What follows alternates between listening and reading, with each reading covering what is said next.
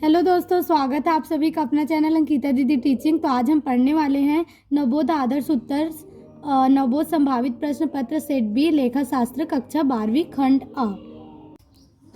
तो आज हम पढ़ने वाले हैं प्रश्न क्रमांक 14। ठीक है, तो देखो प्रश्न क्रमांक 14, महामाया कंपनी ने 20 रुपये वाले 10,000 अंश निर्गमित किए। राशि इस प्रकार दे थी: 10 रुपये आवेदन पर, 5 रुपये आवंटन पर व 5 रुपये प्रति अंश याचना पर।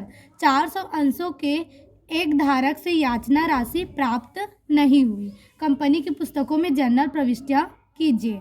ठीक है, तो हमको क्या बोला है जी? जनरल प्रविष्टि करने के लिए बोला है। ठीक है, तो जनरल प्रविष्टि लिखे।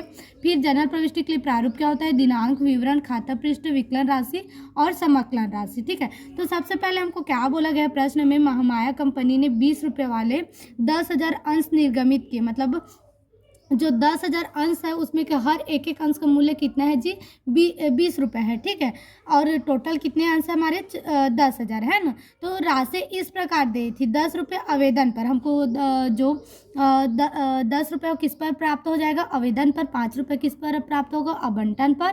और 5 रुपये किस पर प्राप्त होगा? याचना पर। टोटल 10, 5 और 10, 5, 15 और 15 और 5 कितना हो जाएगा? 20 हो जाएगा। ठीक है, अब 400 अंशों के एक धारक से याचना राशि प्राप्त नहीं हुई। मतलब एक अंश, एक धारक है जो 400 अंशों को लिया है, उसमें का जो याचना का राशि है उसको नहीं चुकाया है। ठीक है, तो हमें कंपनी की पुस्तकों में जनरल प्रविष्टि करना है ना। तो सबसे पहले क्या बोला गया है? 10 रुपये आवेदन पर, है ना। तो आवेदन पर जनरल प्रविष्टि क्या होता है? तो सबसे पहले आवेदन की जब राशि प्राप्त होती है तो हमारा कौन सा जनरल प्रविष्टि होता है? बैंक खाता विकलन अंश आवेदन खाता से अंश आवेदन की राशि प्राप्त हुई। ठीक है, नरेशन ऐसा लिखना होता है। अब देखो जी, हमारा जो आवेदन है उसका अमाउंट कितना है? कितना रुपए दिए गए हैं? 10 रुपये, है ना। और टोटल हमारे अंश कितना है? 10,000। तो 10 और 10,000 का गुणा करेंगे आपस में, कितना आ जाएगा? 1,00,000 रुपये। ठीक है, तो 1,00,000 रुपये बैंक खाता में आ गया और 1,00,000 रुपये किस में आ गया? अंश आवेदन खाता में आ गया। ठीक है, अब देखो दूसरा इसका एंट्री क्या होता है? आंतरित करने वाला होता है ना। तो जो अंश आवेदन खाता पहले में समाकलन हुआ रहता है, तो दूसरा में क्या करना पड़ता है? उसको विकलन करना पड़ता है। तो अंश आवेदन खाता विकलन हो गया अंश पूंजी खाता से। अब अंश आवेदन की राशि को अंश पूंजी खाता में आंतरित करने पर, मतलब जो अंश आवेदन की राशि हमको प्राप्त होती है उसको कौन से खाते में आंतरित करना पड़ता है? अंश पूंजी खाता में। ठीक है, तो उसी को लिखा गया है अंश आवेदन की राशि को अंश पूंजी खाता में आंतरित करने पर। अब इसका भी अमाउंट सेम वही रहेगा, 1,00,000 का 1,00,000, क्योंकि इसी राशि को तो हम आंतरित कर रहे हैं ना पूंजी खाता में। तो इसका भी कितना आएगा? 1,00,000 का 1,00,000 ही आएगा। ठीक है, 1,00,000 विकलन में आएगा, 1,00,000 किस में आएगा? समाकलन में आएगा। ठीक है, अब देखो क्या बोला गया है? 5 रुपये आवंटन पर, है ना। तो आवंटन का कौन सा एंट्री होता है? अंश आवंटन खाता विकलन अंश पूंजी खाता से। तो नरेशन क्या होगा? अंश आवंटन की राशि प्राप्त होने पर। मतलब पहले हमको आवंटन की राशि प्राप्त नहीं होती, प्राप्त होने वाली होती है ना। तो प्राप्त जब होने वाली होती है उसको क्या बोलते हैं? प्राप्य बोलते हैं। और प्राप्य का एंट्री क्या होता है? अंश आवंटन खाता विकलन अंश पूंजी खाता से।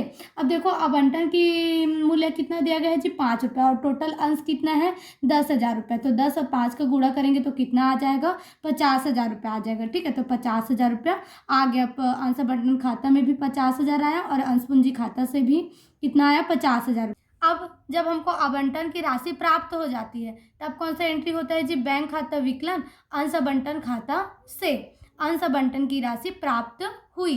ठीक है, और इसका भी कितना आएगा? 50,000 रुपये आएगा, क्योंकि यही राशि तो हमको प्राप्त होगी ना। तो इसका भी कितना आ जाएगा जी? 50,000 रुपये। मतलब 10,000 और 5 का गुणा करोगे तो कितना आएगा? 50,000 रुपये आ जाएगा। ठीक है, अब देखो क्या बोला गया है? 5 रुपये प्रति अंश याचना पर। मतलब हमको याचना पर कितना मिलेगा जी? 5 रुपये, है ना। तो याचना का पहला प्रविष्टि क्या होता है? अंश प्रथम एवं अंतिम याचना खाता क्या होता है? विकलन अंश पूंजी खाता से। ठीक है, अब इसका भी कितना है? 5 रुपये है और टोटल अंश कितना है? 10,000। तो 5 और 10 को गुणा करेंगे तो कितना आ जाएगा? 50,000 रुपये। 50,000 रुपये होगा। ठीक है, अब देखो अंश प्रथम एवं अंतिम याचना की राशि प्राप्य होने पर, मतलब हमको याचना की राशि भी प्राप्त होने वाली है, अभी हुआ नहीं है। तो सबसे पहला कौन सा एंट्री होता है? प्राप्य वाला होता है। तो प्राप्य का एंट्री यही होगा। ठीक है, अंश प्रथम एवं अंतिम याचना खाता विकलन अंश पूंजी खाता से। ठीक है, अब दूसरा क्या बोला है? अब दूसरा में हमको क्या हो जाता है? प्राप्त हो जाता है। लेकिन इसमें एक चीज एक्स्ट्रा बोला है कि 400 अंशों के एक धारक एक धारक से याचना की राशि प्राप्त नहीं हुई। तो देखो हमारा टोटल अंश कितना था, 10,000 रुपया था। ठीक है, तो 10,000 में जो याचना की राशि थी ना, उसमें का 400 जो अंश था उसमें याचना की राशि हमको प्राप्त नहीं हुआ है। ठीक है, तो इसका एंट्री कैसे होगा, जितना भी पैसा हमको मिला होगा, जितना भी राशि मिला है उसके लिए बैंक खाता क्या हो जाएगा, विकलन। और जो 400 अंश का हमको राशि नहीं मिला है उसका क्या होगा, अवशिष्ट याचना खाता विकलन। जो राशि हमको, जो अंश की राशि हमको प्राप्त नहीं होता वो क्या होता है, अवशिष्ट याचना होता है। ठीक है, तो अवशिष्ट याचना खाता क्या हो जाएगा, विकलन हो जाएगा अंश अंतिम एवं प्रथम याचना खाता से। ठीक है, अब देखो जी हमारा टोटल अंश कितना था, 10,000 रुपया था। ठीक है, अब 10,000 अंश था। अब 10,000 अंश में से 400 अंश नहीं मिला, तो 10,000 में 400 को जब घटाएंगे तो कितना बचेगा, 9600 बचेगा। ठीक है, तो 9600 का गुणा जब हम 5 रुपये से करेंगे, याचना की राशि कितनी है, 5 रुपये है ना, तो 9600 और 5 की गुणा करेंगे तो कितना आएगा, हमारा टोटल राशि 48,000 रुपये आएगा। ठीक है, तो इतना राशि हमको प्राप्त हुआ है, इसलिए बैंक खाता में कितना आ गया, 48,000 रुपये आ गया। अब हमको कितना प्राप्त नहीं हुआ है, 400 रुपये प्राप्त नहीं हुआ है, सॉरी 400 अंश की राशि प्राप्त नहीं हुई है, तो 400 का गुणा जब 5 से करेंगे तो कितना आ जाएगा, 2,000 रुपये। तो अवशिष्ट याचना खाते में कितना आ जाएगा, 2,000 रुपये आ जाएगा। ठीक है, अब दोनों को ऐड करेंगे तो कितना हो जाएगा, टोटल 50,000 रुपये हो जाएगा। ठीक है, तो इसी को लिखा गया है 9600 अंशों की याचना की राशि प्राप्त हुई तथा 400 अंशों की याचना की राशि प्राप्त नहीं हुई। ठीक है, अब देखो प्रश्न क्रमांक 14 का अथवा क्वेश्चन। ठीक है, तो अथवा में क्या दिया गया है, रजनीश एंड कंपनी ने प्रति 100 रुपये वाले 4,009% ऋण पत्र निर्गमित किए। आवेदन पर 10 रुपये प्रति ऋण पत्र, आवंटन पर 40 रुपये प्रति ऋण पत्र तथा याचना पर 50 रुपये प्रति ऋण पत्र की दर से राशि मंगवाई गई। सभी राशियां यथा समय प्राप्त हो गई। कंपनी की पुस्तकों में जर्नल के लेखे कीजिए। अब देखो इसमें क्या बोला है, रजनीश एंड कंपनी ने 100 रुपये वाले 40,009% ऋण पत्र निर्गमित किए। यहाँ क्या निर्गमित किया जा रहा है जी, ऋण पत्र। और हर एक ऋण पत्र का मूल्य कितना है, 100 रुपये है। और टोटल हमारे पास कितने ऋण पत्र हैं, 40,000 रुपये ऋण पत्र है। ठीक है, अब आवेदन पर कितने रुपए का ऋण पत्र है, 10 रुपये का। ठीक है, हमको ऋण पत्र का कितना राशि आवेदन पर मिल जाएगा, 10 रुपये मिल जाएगा। आवंटन पर कितना राशि प्राप्त हो जाएगा, 40 रुपये प्राप्त हो जाएगा। और याचना पर कितना प्राप्त हो जाएगा, 50 प्राप्त हो जाएगा। ठीक है, तो 50 और 40 90, 90 और 10 कितना हो जाएगा, 100। ठीक, तो देखो सबसे पहले अब हम इसका क्या करेंगे, जर्नल प्रविष्टि करेंगे। ठीक है, तो जर्नल प्रविष्टि का प्रारूप क्या होता है जी, सबसे पहले दिनांक आता है, विवरण आता है, फिर उसके बाद क्या आता है, खाता पृष्ठ, फिर आएगा विकलन राशि, फिर क्या आएगा, समाकलन राशि। तो सबसे पहले हमको ऋण पत्र की राशि किस में मांगी गई है, आवेदन पर। ठीक है, तो जब आवेदन पर मांगते हैं तो पहला एंट्री क्या होता है जी, बैंक खाता विकलन 9% ऋण पत्र आवेदन खाता से। जैसे अंश का करते हैं सेम वैसे ऋण पत्र का भी करते हैं, बस अंश की जगह में हमको क्या लिखना पड़ता है, ऋण पत्र लिखना पड़ता है। ठीक है, अब हर एक ऋण पत्र का, कोई ऋण पत्र का नाम 10% ऋण पत्र होगा, किसी का 12% और ऋण पत्र का नाम होता है। तो ये क्या हो गया, 9% ऋण पत्र आवेदन खाता से। ठीक है, ऋण पत्र पर आवेदन की राशि प्राप्त होने पर। अब सेकेंड एंट्री क्या होगा जी, जो हमारा इसका आंतरण करने वाला एंट्री होता है। ठीक है, तो जो हमारा 9% ऋण पत्र आवेदन खाता समाकलन हुआ है वो आंतरण में क्या हो जाता है, विकलन हो जाता है। ठीक है, 9% ऋण पत्र आवेदन खाता क्या हो जाएगा, विकलन 9% ऋण पत्र खाता से। ऋण पत्र आवेदन की राशि को ऋण पत्र खाता में आंतरित करने पर।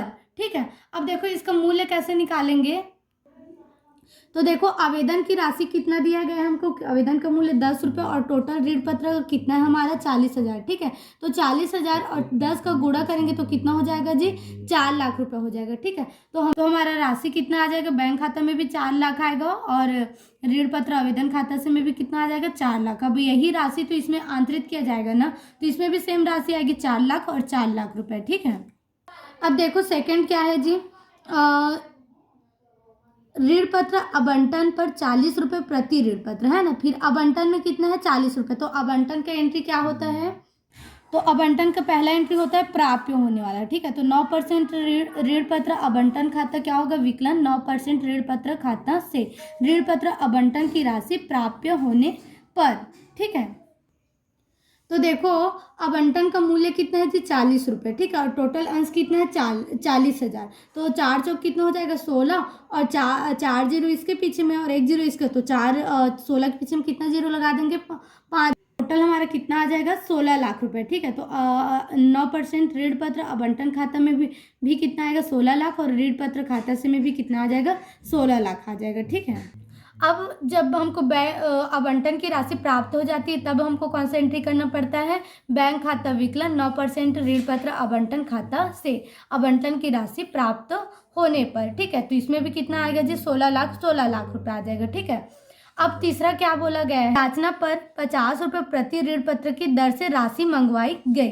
तो याचना पर कितना है जी 50 रुपये। तो याचना का पहला एंट्री क्या होगा, 9% ऋण पत्र याचना खाता विकलन 9% ऋण पत्र खाता से याचना की राशि प्राप्त होने पर। मतलब पहला हमको कौन सा एंट्री करना पड़ता है, जो प्राप्त होने वाला होता है। ठीक है, तो प्राप्य का एंट्री यही होता है, 9% ऋण पत्र याचना खाता विकलन 9% ऋण पत्र खाता से। अब इसका याचना का मूल्य कितना दिया गया है जी 50 रुपये, और हमको टोटल अंश कितना है हमारा 40,000। तो 5 चौक कितना हो जाएगा 20 हो जाएगा, और इसके पीछे में 5 जीरो, तो 5 जीरो लगा देंगे तो हमारा टोटल कितना आ जाएगा जी 20 लाख रुपए आ जाएगा। ठीक, अब इसका सेकेंड एंट्री क्या होगा, जब हमको याचना की राशि प्राप्त हो जाएगी तो बैंक खाता विकलन 9% ऋण पत्र खाता से याचना की राशि प्राप्त होने पर। तो अब इसका भी अमाउंट वही आएगा जो पहले आया 20 लाख रुपए 20 लाख रुपए। ठीक है, तो ये हमारा जो प्रश्न क्रमांक 14 का अथवा क्वेश्चन है वो भी कंप्लीट होता है। ठीक है, अगर वीडियो समझ में आए, पसंद में आए तो वीडियो को लाइक कीजिएगा और चैनल को